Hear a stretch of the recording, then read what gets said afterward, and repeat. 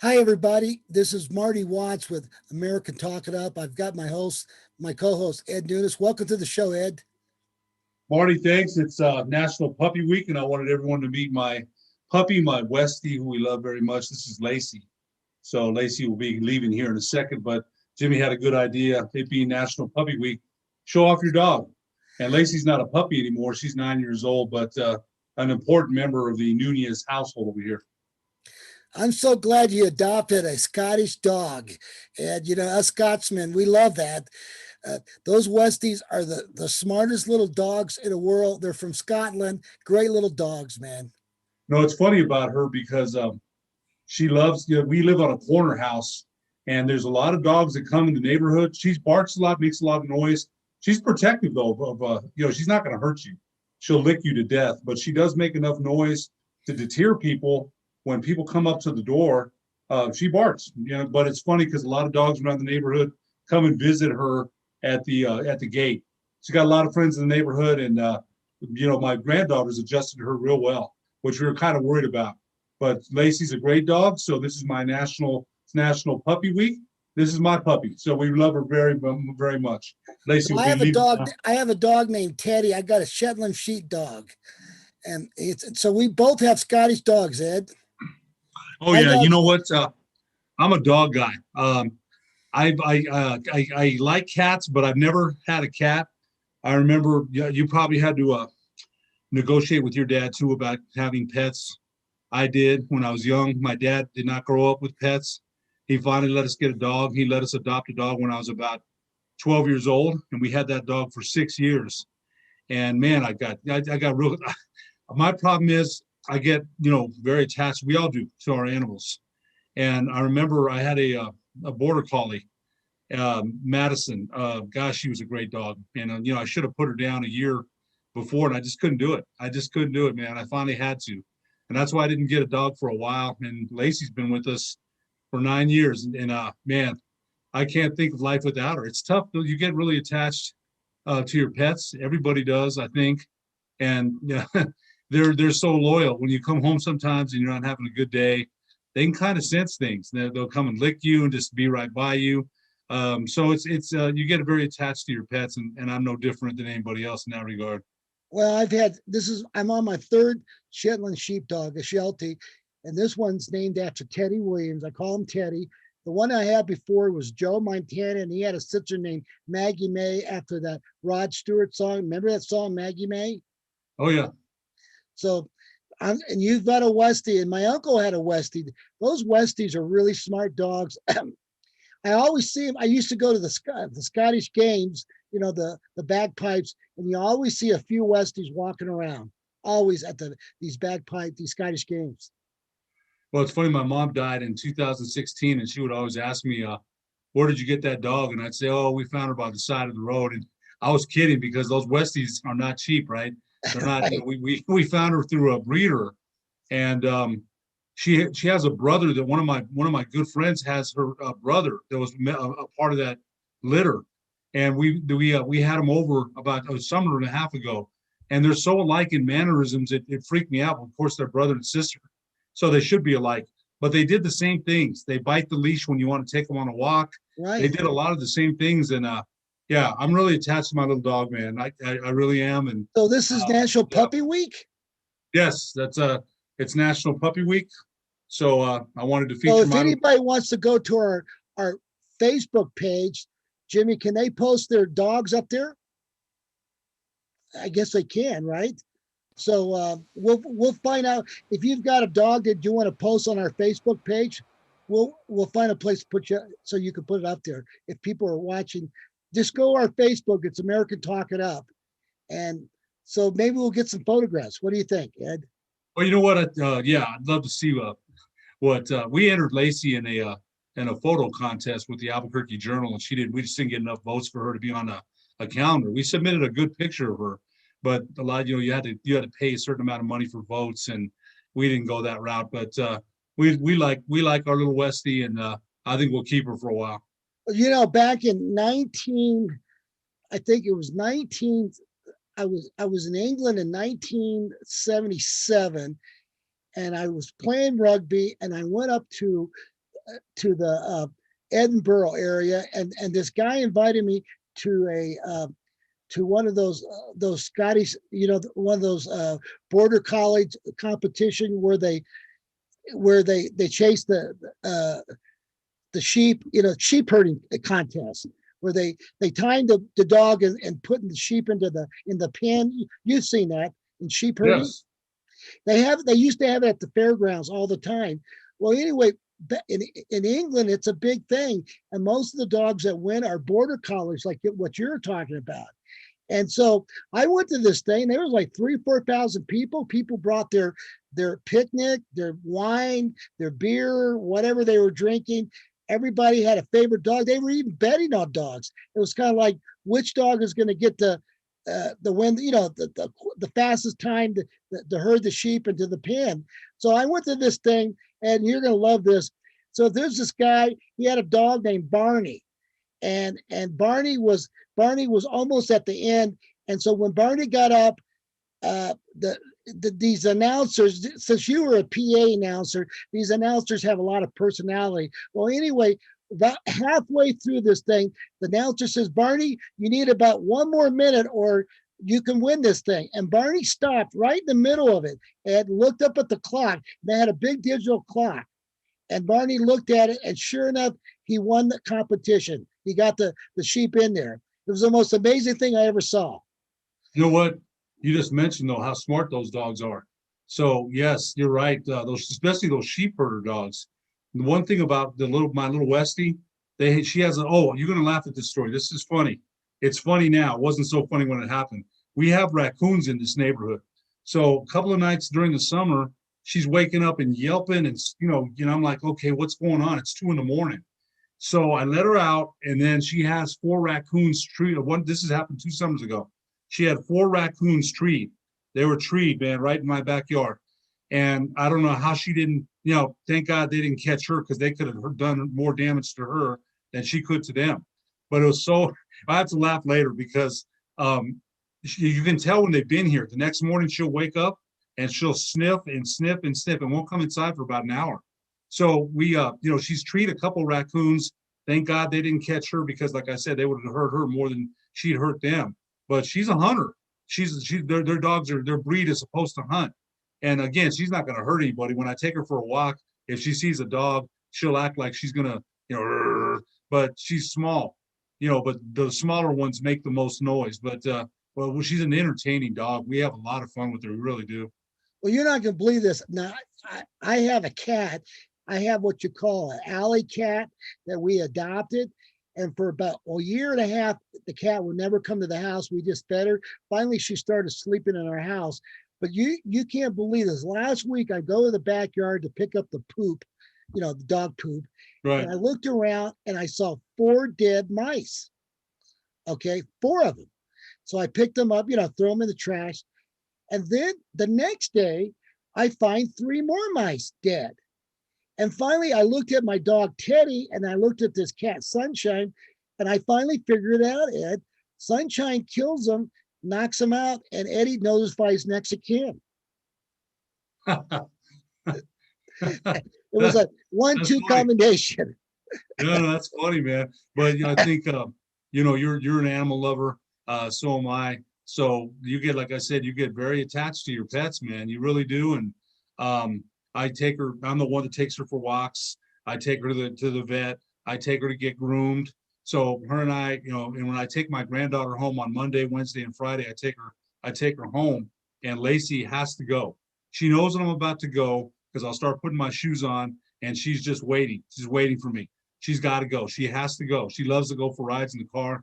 And my wife will roll down the window and she'll look out. Oh, she just loves it. So, you get it. Like I mentioned, you get attached to your pets. America loves their pets, man. America loves their pets. What kind of accommodations, how much money is spent on pet care every year? Some people have actually left fortunes to their pets, right? So America loves their pets for sure. So I got another joke for you. There was this couple I met in Scotland named Bobby and Janie McDougall. That's a Scottish name, right, Ed? Yeah. That's like Gallegos and Nunes or Gutierrez, right? Or Martinez. Oh, yeah. So anyway, Bobby, they've been married for a long time, and they had a little dog named Bobby McGee. I think it was a Westie, maybe it was an Irish Wolfhound or something. But anyway, one night before they went to bed, uh, uh, um, his wife, Mrs. McDougal, said to him, she said, "If I died, would you replace me and get married?" And he said, "No way. There's no way I would replace my wife." And then the next morning, she asked him the same thing. And he said, "No way. I mean, there's no way I would ever replace. I'm not going to remarry." And then about a week later, that same morning, she said to him, "You think?"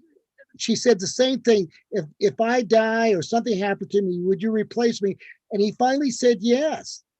And she said, "Wow." She said, "Would you sell the house?" And he said, "No, I keep the house." She said, "What about the bed?" And she said, "No, I keep the bed." You know, and remember this couple loved to play golf. And then she said, "What about little Bobby McGee?" "Sure, I'm going to keep Bobby McGee." She said, "What about my clubs?" And he said, "She's left-handed." Oh man, we need more laughs, man. I'll tell you. So with that said, what a great opener. Everybody loves their animals, right, Ed?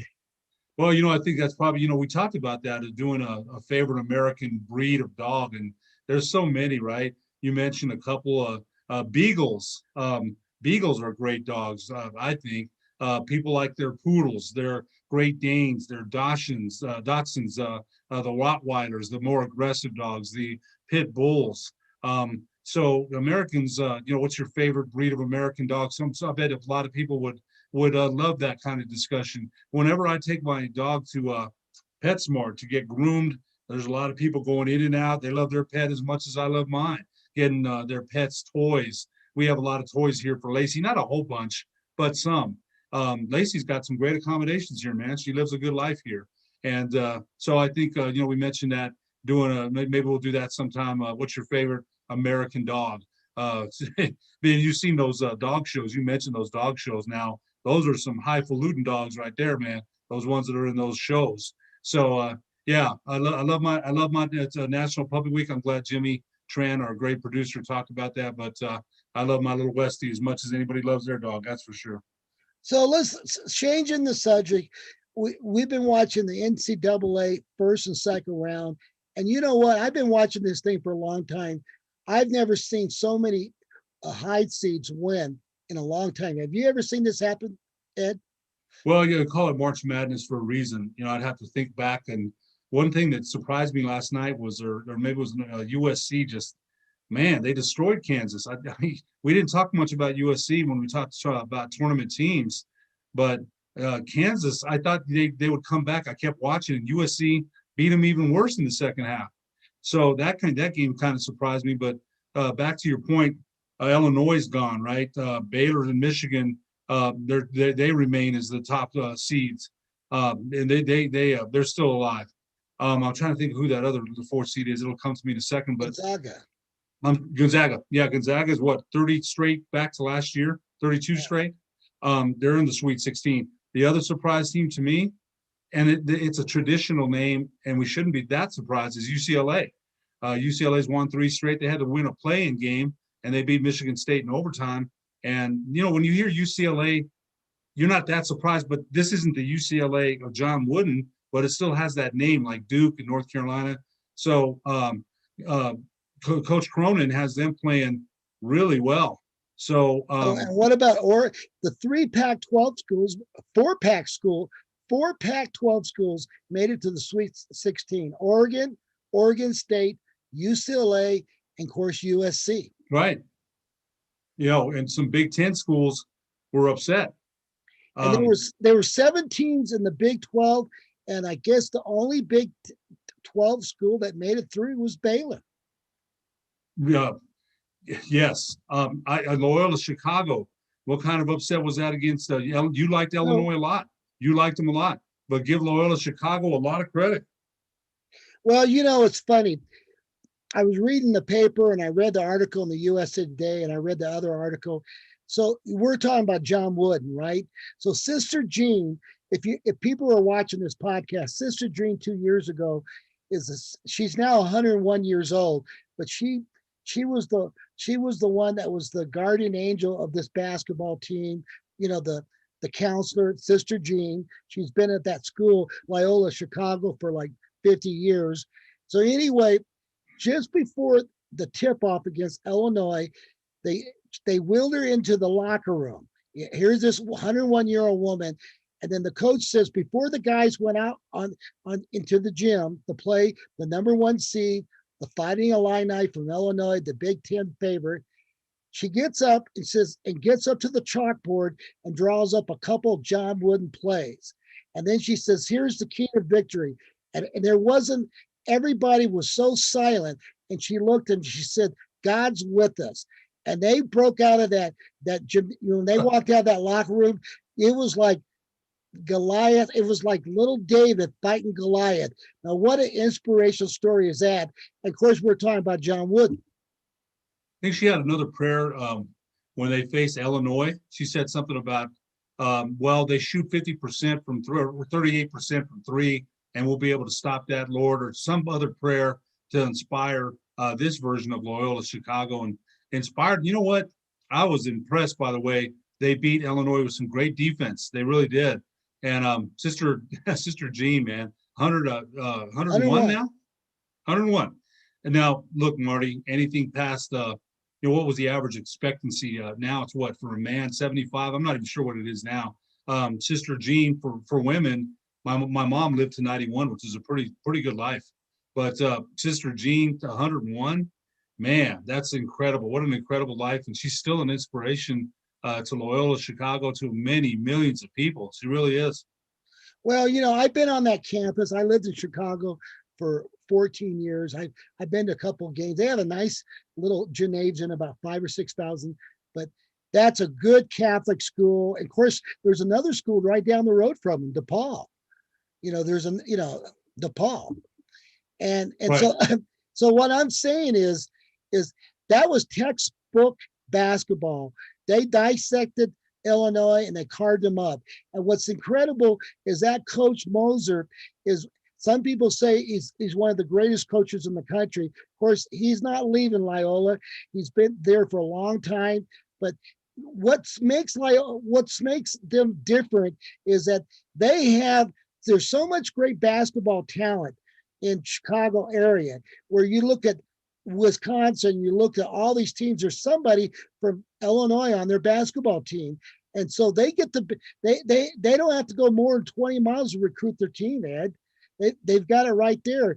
Now, the problem with Northwestern is their grade point average is so high, but Northwestern should be competing with Duke. But right now, here's little Loyola. They made it to the Final Four 2 years ago. And in my opinion, I think they got a shot at it. I mean, who they're playing? What's their first game in the 16? I didn't see the bracket. I didn't look that far ahead. I try to keep it just kind of one game at a time. If they make it to the Final Four, Sister Jean, what a great story. God, it's like a lady of Fatima there in Spain. You know, what a miracle. But anyway, those kids play. But I have to say, I think this team's better than the one 2 years ago. You know what? That I was impressed with Krautwig. I don't forgot his first name, but he played really well on both ends of the floor. I believe 20-some points, 12 rebounds. He had numerous steals. His defense, and really near the end when Illinois was trying to come back, he forced a couple of turnovers that really killed the Illini. Really killed them. They had to have points on those possessions, and Krautwig's defense caused them to turn it over. So he played very well. You're talking about faith-based schools. Abilene Christian won. Of course, they got knocked off in the second game. Oral Roberts is in the Sweet 16. Great story. You got Baylor. That's a Baptist school. They're in the Sweet 16. Then you got Loyola Chicago. They're in the Sweet 16. And then the other school was Gonzaga. They're in the Sweet 16. Right. Yeah. And so Abilene Christian was the only one that lost, right? Out of that group. I think out of those ones, out of the faith-based schools, yes. And that's a great story too. That's another sidebar you could go and talk about. But those are good Christian boys, Christianity is really important to those kids, and they're not cheap schools to go to. I think those schools are expensive to go to, but you think about it, uh, uh, this is it's quite an accomplishment. And I'm telling you right now, if I was going to send my kid the way the way things are at the university, I wouldn't mind putting my kid at a faith-based school. That's just my opinion. Everybody has their own personal preferences. But anyway, those schools are doing well. Now, as all those schools, I think Gonzaga is on the eyeball test. They look good. But I tell you, USC, I don't know if anybody could beat them yesterday. They were really good last night against Kansas. Yesterday, nobody could. They played very, very well. They hit their threes. They played good defense. The thing is, when Kansas needed to stop them, they couldn't. I think that was the real key to me. I kept thinking, okay, you want to get back in a game. If you're down double digits, you have to get stops. And Kansas wasn't able to get any stops. In fact, it got worse in the second half. I thought Kansas would cut in. I kept thinking, this is Kansas. They're going to cut into this. And USC was so efficient offensively, there was nothing Kansas could do. And so, that game yesterday with the way USC played, no, nobody could have beaten them yesterday. But again, you get a team on a roll in a tournament, you never know when that roll will stop. So the Trojans are playing very well. My eyeball test is, I think Gonzaga, USC, Baylor.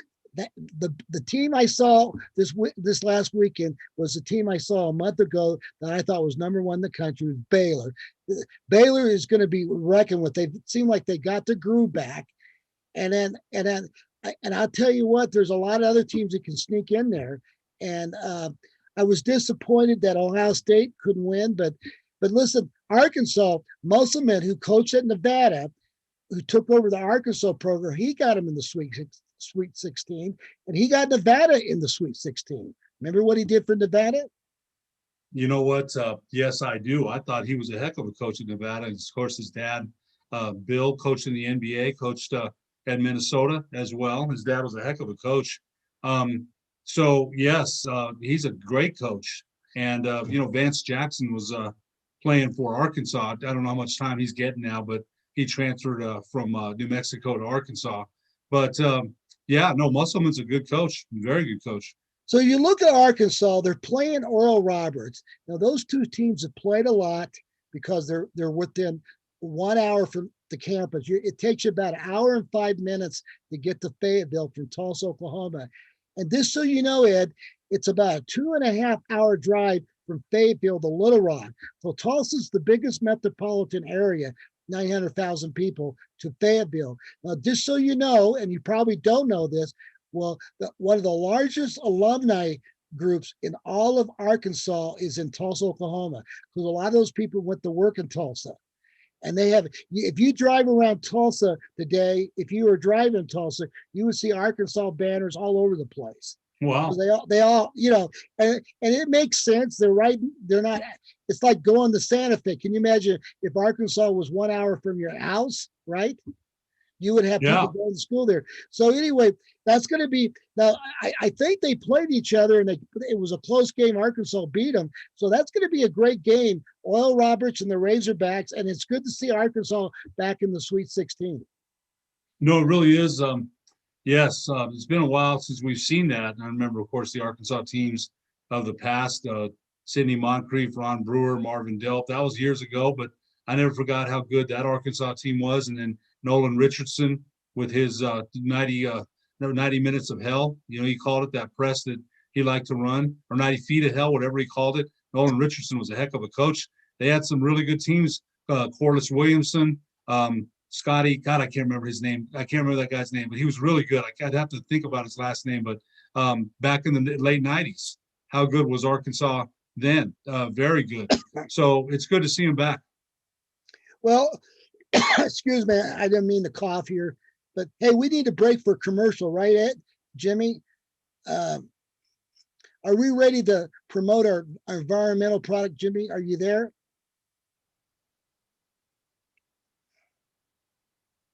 Well, we'll just keep on going here. We'll wait until we get our commercial spot.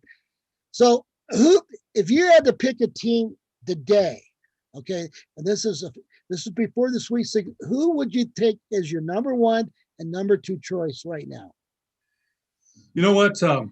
I'm still going to, you know what? A lot of people, and we said this before a couple weeks ago, that it's hard to go wire to wire, go undefeated.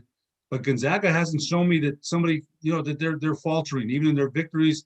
And they played lower seeds. The first game they blew out Norfolk State. No, I can't remember who they beat, but it was a rout. And the second game they played pretty well too. And they haven't really been. They need, you know what though, this tournament, they need a challenge. Sometimes a little adversity doesn't hurt.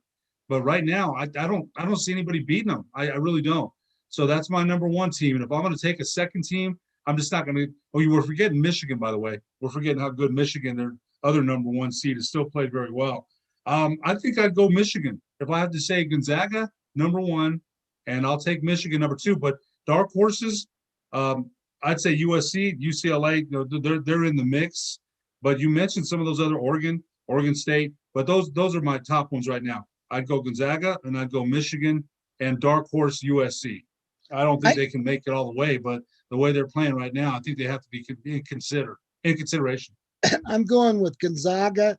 I'm going with Baylor, and I do like the way USC is playing, and my dark horse could be Oregon or Michigan. That's kind of how I'm looking at it. Hey, are we ready for commercials, Jimmy?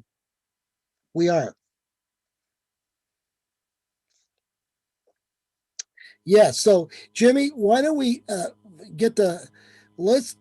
we have this environmental product. And by the way, we've had some people called in the last past show, and I think we've got 5 of them sold into restaurants and buildings. And we're going to show you the device. It's Thrive Redux, but this is an incredible product. It kills all the viruses and everything. Are you ready to show the little 30-second spot or minute spot on this, Jimmy, for one of our sponsors? I'm waiting for him to get the clip up there. And we want to thank Everguard Roofing and Solar as our sponsor. We've got Extreme Cleaning. Call Mike McLean, his wife Tracy, talking about cleaning your house. So we're going to start this spot. Watch this. And this thing kills everything within 3,000 square feet. Incredible device. You just plug it into a 110 outlet. And I'm waiting for this thing to come up on the screen. Daily Here by we hospitals, schools, sports arenas, restaurants, government buildings, homes, and more. So how does it work? The Active Pure system dispatches invisible supercharged submicroscopic particles at tremendous speed. The particles collide with viruses, bacteria, and other nasty things and immediately turn them into harmless byproducts. Active Pure works immediately on both air and surfaces. It comes in portable units built for any space, from gigantic ballrooms to elevators. It's affordable, easy to install, and virtually maintenance-free. It's like invisible personal protective equipment, or PPE, for you and your pets. Sounds too good to be true? Independent FDA-compliant lab testing has shown that within minutes, Active Pure neutralizes more than 99.9% of pathogens, including the virus that causes COVID-19. The Active Pure Medical Guardian, powered by the same Active Pure technology as our other products, has been cleared by the FDA as a Class II medical device. There's only one Active Pure. Beware of claims for other systems like HEPA, bipolar ionizers, and UV light. They're passive and slow. Some trap pathogens, but don't destroy them. In fact, many of them are so dangerous people can't even be in the same room while they operate. No system cleans the air faster, safer, or more effectively than Active Pure. To give your family and your customers peace of mind, choose Active Pure, protecting lives with air you can trust. To get Active Pure for your home, office, store, or organization, contact your local distributor.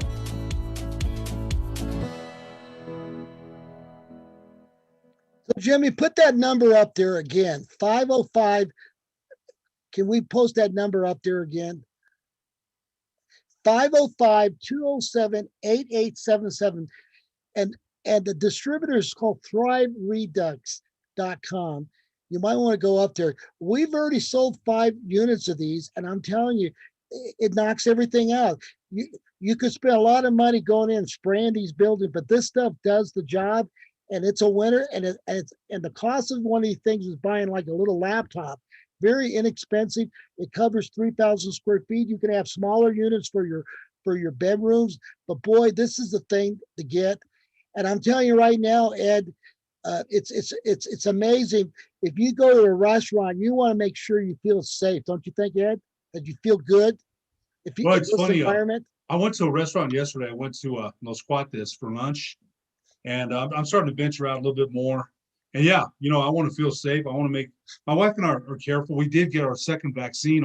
I wanted to talk a little bit about that if you don't mind. But you're right, we do want to stay safe. Well, let's talk about the vaccine in a minute. So let's talk. But, So I got before you start, I got my vaccine last Wednesday at 1:00 over by the Honeywell building, and I'm waiting for another. I'm hoping to get my second one in 3 weeks. I got the Pfizer one. So tell me your experience. okay, so I got the Madeira, the second one, and the first one we had no issues. Now I got it. You're going to laugh about this because I work with San Diego, former San Diego, your high school coach Jim Ottman on Saturday, and I liken Coach Ottman to Chuck Bednarik, that old NFL guy that's just got those gnarly fingers and just that tough guy, right? And so the second shot, the first one too, my arm was sore. It was. And so I asked Coach, I said, hey, Coach, did you have any reaction? No, not really. How about a sore arm? No, not at all. Only Coach Ottman would say that, right? But I want to say this just for me. Now, everyone's got different reactions from this vaccine. So I was a little worried because I had that game on Saturday. My shot was on Friday. So I woke up about 2:35 in the morning on Saturday morning with a little bit of chills. Not bad, but just like, okay, this is different, right? So I went to the recliner. I fell asleep, and I just didn't feel 100%. It wasn't throwing up or anything. I just didn't feel, my stomach was a little upset. I didn't feel 100% right.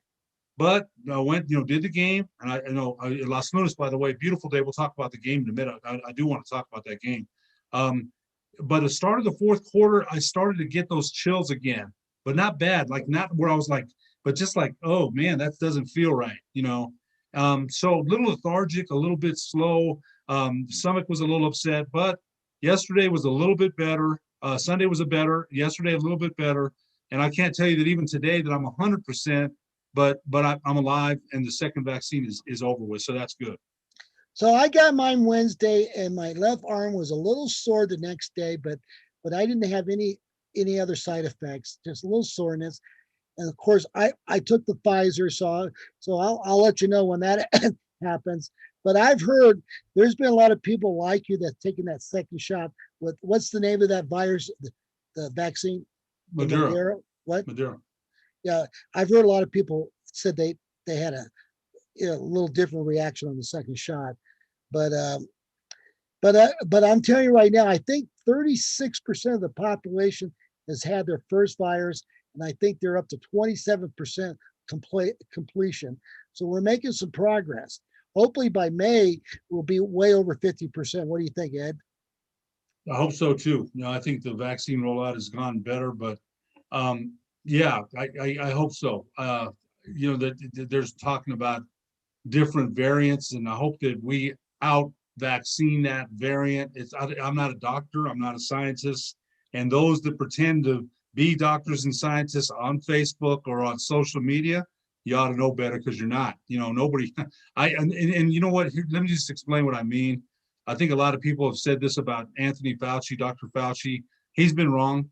Yes, he has. Dr. Birx has been wrong, but I think this variant or the virus itself, I think has surprised everybody with the way it's reacted. It always hasn't reacted the way that we thought, right? I mean, so I think when's the last time a pandemic hit us in 1917?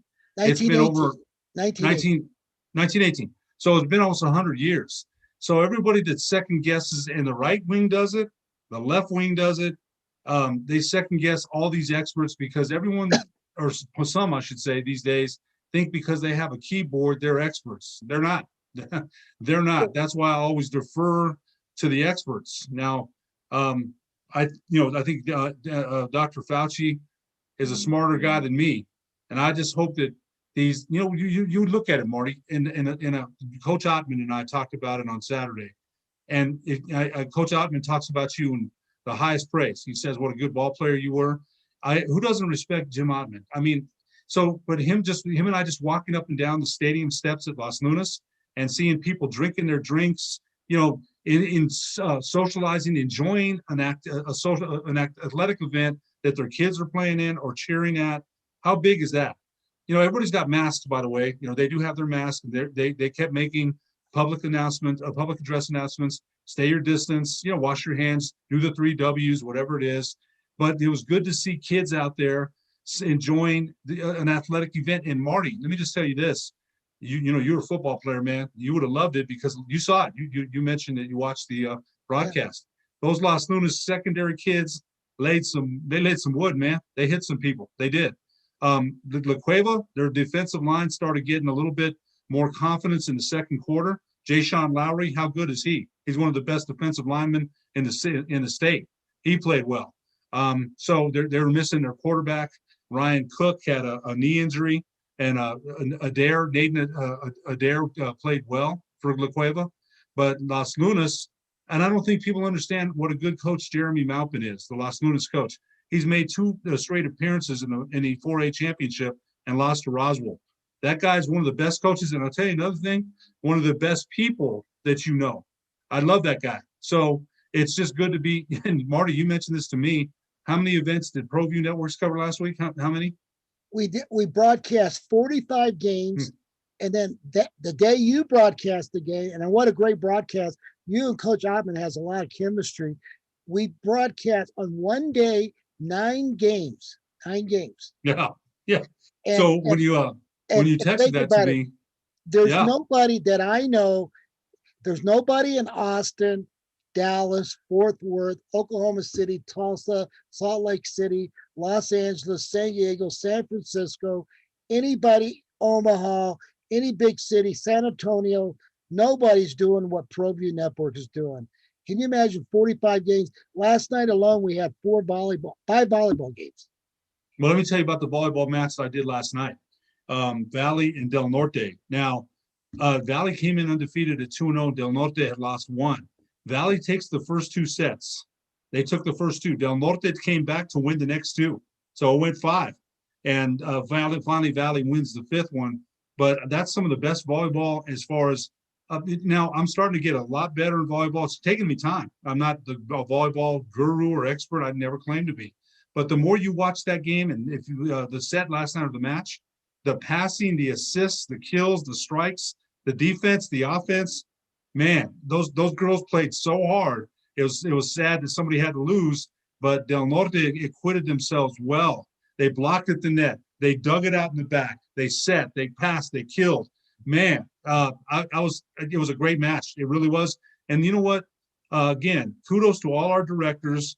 Those guys, again, Josh Brown, Alden Iwani, Jason Pohl, Josh Nunes de Vargas, Will Powell, Andres Trujillo, all our cameramen. They do they're the ones that have to haul that stuff, set up, haul it back down the stairs. That's hard work. Dana Childs, make sure we mention Dana. Dana's starting to produce more with ProView Networks. Dana's got his own show on cross country.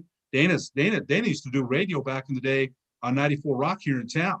Dana's got a lot of ability, man. I think people are starting to find out what kind of ability he has. So those guys that do the behind the scenes stuff, those guys are the stars. Without them, there's no shows, man. There's no America Talk It Up like Jimmy. Jimmy's a great producer. There's no shows. There's no Sports Desk. There's no Steve Davis show. There's no Mick Rich show. How many shows do we do on ProView Networks? But those guys, and Marty, when you said that, 45 contests in 1 week, and I thought to myself, wow, man, I was part of it. I think I worked every day last week except one. I worked every day. And so I want to make sure that when I'm at least broadcasting, it's all about the kids, man. Are we showcasing the kids? Because that's what it's about. Well, Ed, here's something that if people are watching this broadcast, we're New Mexico sports history. Now, just think about it, Ed. What you're doing every night is very special because you're part of history that'll probably never happen again. I hope it never happens again. God knows, I hope this never happens again, right, Ed? I hope we go another 100 years. without this happening. But I will tell you this, Ed, this is pretty special what you're doing. And people need to understand Ed Nunes can broadcast volleyball. He can do soccer. He can do rugby. He can do basketball. Basketball is probably sport, but he's a great baseball announcer and he loves football. And it's funny, when I was listening to you on Saturday, I had my computer on loud watching the game. I had to go to the backyard to pick up something. And when somebody scored, I could hear your voice. And I said, now I know who's broadcasting this game, Ed Nunes. So it was pretty fun to watch. I watched a bunch of those games. And of course, one of the great games was the last game of the night against Volcano Vista and your buddy Roger, Volcano Vista and El Dorado. That came down to the last play, 43-40. And I got a kick out of Roger. Roger, when the guy was running back an 85-yard touchdown with 20 seconds left, Roger says, "Oh no, oh no." What was that guy on CBS always says, "Oh my, oh my"? Dick Enber. Well, Roger says, "Oh no, oh no." So it was pretty classic stuff. But anyway, we're having fun doing it, and we've got an Ed. Believe it or not, don't get upset. We've got another 300 games to go. You know, I keep telling my wife, everybody that I talk to, I had Judge Chavez on the sports desk today, and what I call it is a sprint to June, right? A sprint to June. We went from zero. Think about, basketball. I saw Greg Brown, the Albuquerque High coach, last night on TV, and they open up pretty soon. And I thought, wow, man, that's exciting for Greg Brown, right? To open up at Bulldog City as the new head coach, former Albuquerque High alumni, former Albuquerque High champion, Naismith Player of the Year for the University of New Mexico in 1994. For him now, there's going to probably be no fans, but I think Greg, all the high school basketball girls. I talked to a girls coach today. They're very excited. There's going to be Marty, a state tournament May 3rd through May 8th at University Arena. There's going to be a state tournament. So I think that's a real exciting news we didn't think there was going to be a state tournament, but there seems to be one on the horizon. So, and then baseball, they didn't get a season in last year, and track and field. Oh, and by the way, too, the Department of Health lifted their ban on club sports. And so Little League can play, girls softball can play, youth soccer. Those are things we didn't get to see last year. And it broke my heart about Little League. It broke my heart not to see those kids out there, man. So they're getting their chance. They're going to get to go out there and play. And how big is that? So nobody's ever done this in the history of prep sports, jamming every sport within 4 months. Illinois is doing some of it, but nobody's doing what New Mexico doing. What we're part of is special sports history. When we look back next year, we'll do another podcast, and we could talk about those magic 4 months. And I can't wait for the basketball to start. And boy, it's going to be great to see you at the pit, calling some of those games, Ed, like you used to. And of course, Ed already's done a Western New Mexico football game. What was that like in Silver City? We went down there, and I wanted to explain about that game as their spring football game against UT Permian. And UT Permian had already played 2 spring games where Western hadn't played in 480 days since they had played New Mexico Highlands in 2019. Western went to the run and shoot offense. And when I talked to Western New Mexico head coach Frank Tristan, I was a little surprised that they went to the offense. Now the defense played, you'd have been very impressed with their defense. They had quickness, they held the edge. They really, I thought, controlled the game.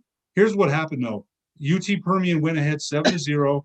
Western scores a touchdown, and then Western lines up for the extra point. It's blocked. They run it back for 2 points the other way. And from that point on, the momentum swung to UT Permian, and Western couldn't get it back.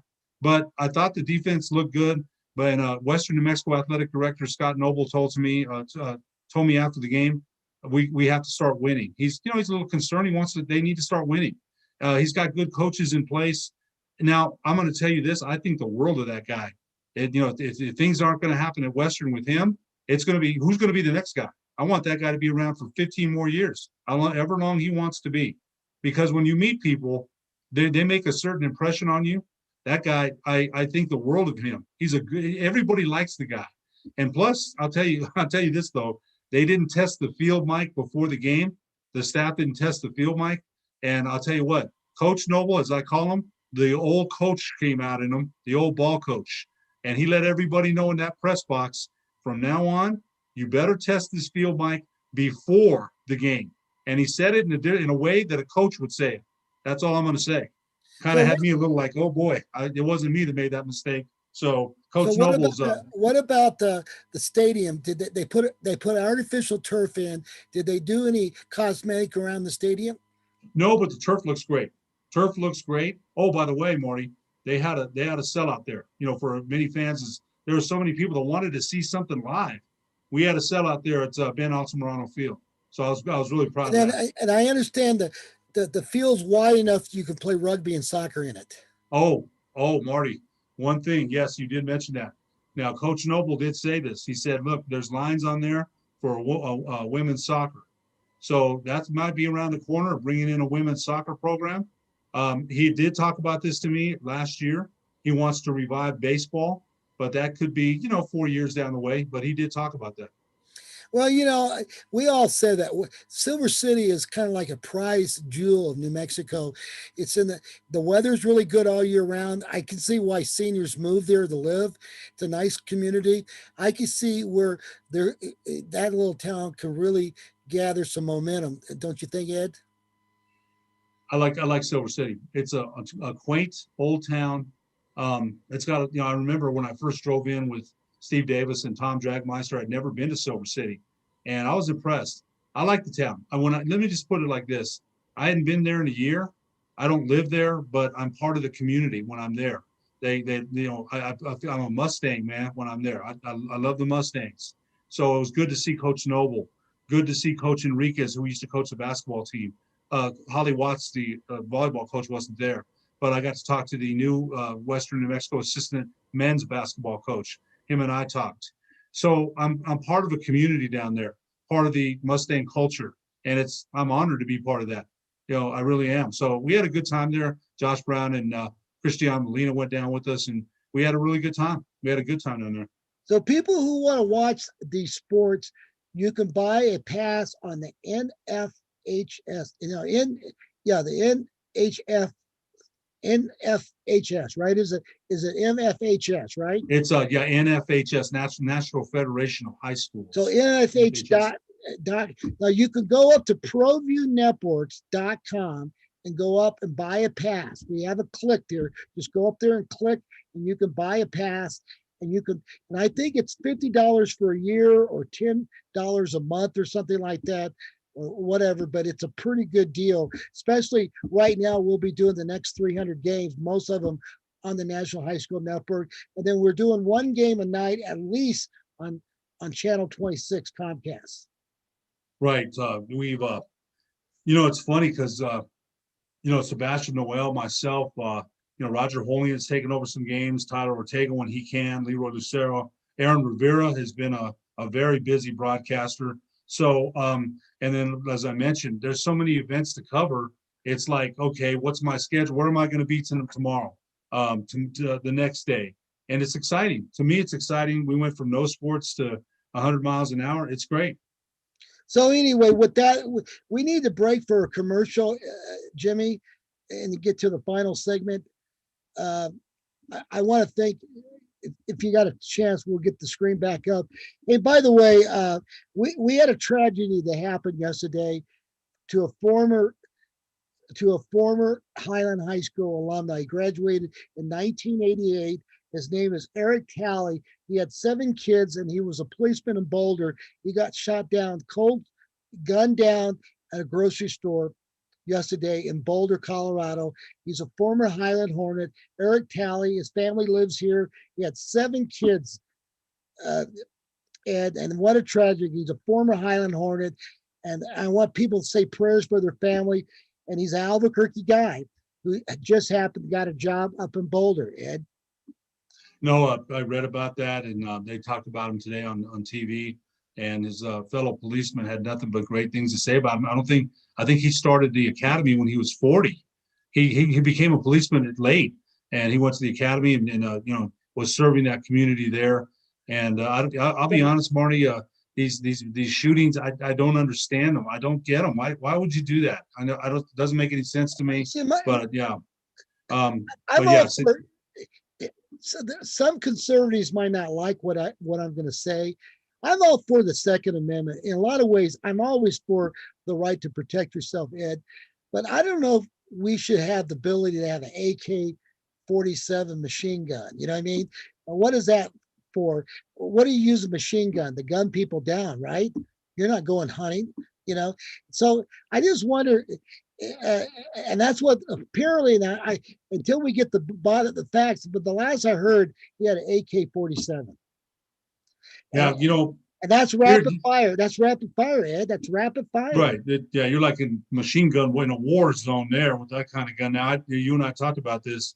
I don't own a gun, but it's my right to get one if I want one, right? So you're right. Now, but I don't disagree with you. But the minute you start saying anything about gun control or gun ban, right away there's people that are going to start saying they're coming for our guns, which would never happen, never, ever, ever happen. Because I've said this before, Democrats and liberals, do they own guns? They do. So those things that, some conservatives think that, oh, it's only liberals that want to ban guns. Liberals have guns too. Liberals shoot guns. Well, So yeah, it's your right to do it, but you're not wrong about the assault rifle. I don't think you're wrong there. But if I mention that, well, maybe we shouldn't have them. People lose it because they think that if you're going to take that away, you'll take the other ones away, and that's not going to happen. That'll never happen. I just wonder. I mean, I can understand buying a hunting a shotgun or a hunting rifle, high power hunting rifle if you're going out hunting. I'm not against that. I just wonder what an AK-47 is all about. You know why? Unless you're forming a militia army or something. I don't know. It just doesn't make sense. And obviously, if this guy had a regular gun, maybe he wouldn't be rapid fire like that. But obviously, here's this guy. This guy gets gunned down, cold murdered, gunned down, didn't have a chance. And last night, a father did not come home to 7 kids. What a tragic, Ed. Can you imagine if you lost your dad at a young age and your dad wasn't coming back, how tragic that would be? It would break my heart. No, you know what? The other 8, 9 people that died too, right? Senseless tragedy. Unfortunately, I'll tell you this again, that in America, we've not seen the last of those. I hate to tell you that. You already know that's true, right? There'll be another shooting somewhere. I don't know when. I wish they'd stop. It's all right to own guns. Yes, the forefathers did say that. It's all right to bear arms. The forefathers, to be respectful, could never foresee in America that we have now. They couldn't foresee that. And it's not their fault. Not their fault at all. It's in the Constitution. I get it. We understand. Hey, Jimmy, let's put up the poster on our sponsors. We want to thank Everguard Roofing and Solar. There you go. And we want to thank Extreme Clean. By the way, if you are Route 66 down Central Avenue, there's a lot of restaurants that you could support. One of them is the Artist Show Cafe, Farina's. There's Frontier Restaurant. There's so many great restaurants on Central Avenue, and Gecko's is one of them. They're in Nob Hill. We want to thank those. We've got this new environmental product that kills all the viruses, and it's called Thrive Redux. And I'll tell you what, Ed, right now we've got to get back to normalcy, and some of these products can help us get there, because people need to feel safe. They're going to a restaurant or building. Am I right, Ed? Well, yeah, hopefully people are starting to feel a little safer. I hope I feel a little bit better that I've gotten vaccinated now, but I'm not 100%, but yeah, maybe we can all see each other in the studio in a couple months. I hope so. So let's get back to the last segment of the show. What do you think right now of the new New Mexico coach, Richard Mattino? What's your first impression of him? You think Ed, before I asked for your answer, what really bothers me this weekend is seeing schools like Oral Roberts and these smaller schools going to the Sweet 16, and we've never been to Sweet 16. And of course, we have one of the greatest basketball arenas. It's one of the greatest fan base. If there ever was a fan base that deserved to get to the Sweet 16, it's our guys, right? Our people. But we never got there. And it just upsets me that we can't get there. But I think maybe this guy might be the guy. What do you think? We certainly hope so, right? We certainly hope so. Now, I interviewed Hunter Green Sunday on 99.9, and I wanted to know what Hunter thought. And I think, a lot of people wanted to know, let me just get this in there about Michael Cooper. And Cooper has the name, right? Cooper has the pedigree, right? But there's no way with, he doesn't have a degree. And there's, Eddie Nunes played under Billy Donovan in Florida. He's going to go that route. He had, I think, Richard Mattino. Now, they mentioned Tim Miles and Kyle Keller. I like Kyle Keller, but he was like the third wheel guy, third wheel. It was between Patino and Miles. Now, think about this. Now, Mark Smith brought this up when I interviewed Mark on 99.9 about 2 weeks ago. Patino at the pit, right? Patino at the pit. So that's a marketing ploy. You're going to see that on billboards. You're going to see that on buses. Does the name help in recruiting? It definitely does. 54 and I can't remember what his conference record. It wasn't good. 54-96 in the Big Ten. Big Ten is a beast, right? It's a beast. 141 and 123 overall Minnesota. He did have some success, but and you mentioned this in January, they're 11-4 with wins over Michigan. They're ranked. Then all of a sudden, 3 guys get hurt. That's it. Now he ended the season on a 7-game losing streak, and I asked Hunter Green, the legendary Lobo, does that bother you? And Hunter said, I had to think about it, but no, it didn't. It didn't bother him. We think we've got the guy here, right? But here's the other thing. How many of those guys of the Lobos stay? Malawach has already said he's not coming back for an extra year. Who do you keep? Now, maybe Matos is in the transfer portal. Saquon Singleton, is he worth keeping? Isaiah Marin, the freshman point guard, he's going to bring his own guys in here. I'm anxious to see who he brings in here, but I think you make a good point. If it's not this guy to take us to that next level, what next level is it? We've always come short when it comes to the Sweet 16, and I agree with you. All those other schools, it's like, when is it going to be our turn? I'm 58 years old now, and I remember, thinking that Dave Bliss's teams were going to get to the Sweet 16. They didn't get it done. Norm Ellenberger, we lost in 77 to Cal State Fullerton. When Steve Alford was here, we lost in the first round to Harvard, where Charles Barkley that year predicted the Lobos for a Final Four. So, Marty, the guy comes with a lot of hype, a lot of name recognition. Now let's see what he can do. Well, it's going to be interesting. Boy, if anybody ever got the Lobos to the final, and what bothers me is Texas Tech. Now, I have all the respect for the people in Lubbock, Texas, and the Texas Tech Raider.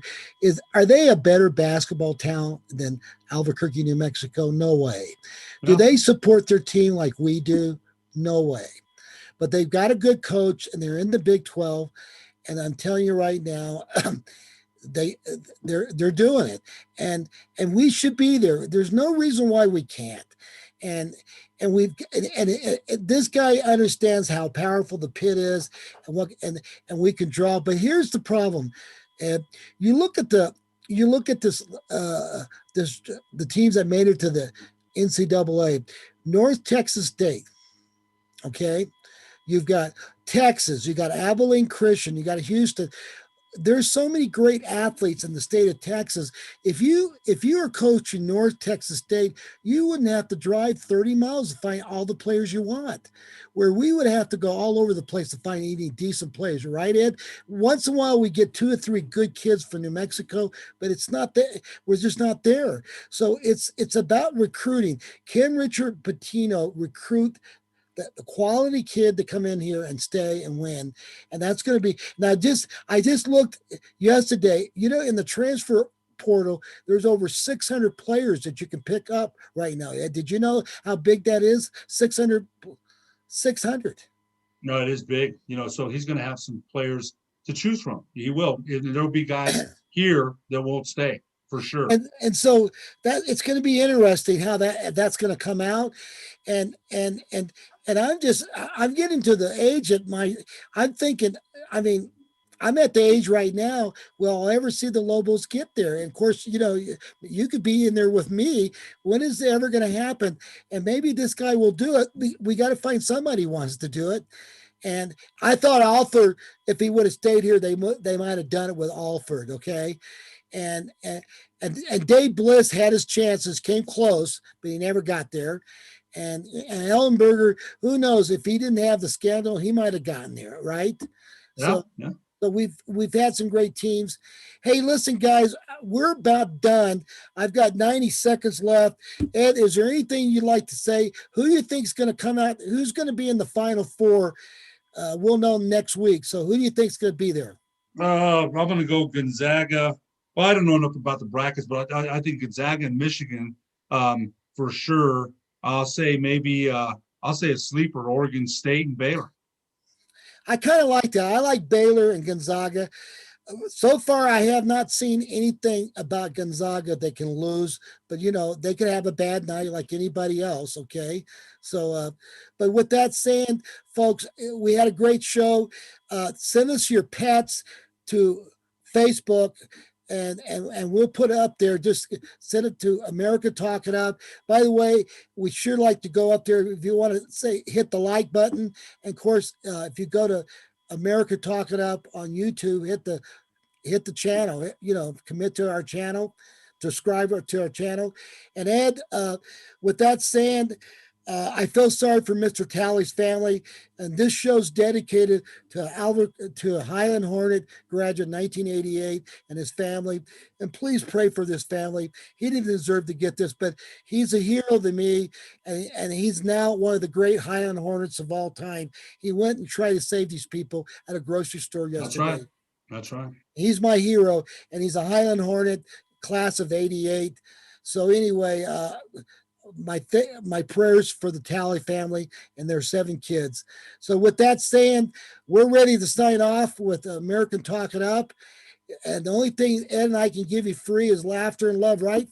Ed, it doesn't cost you nothing to laugh. And absolutely. Laugh often, laugh hard, laugh often. Yeah, it's good medicine. It's good medicine. So we're ready to go.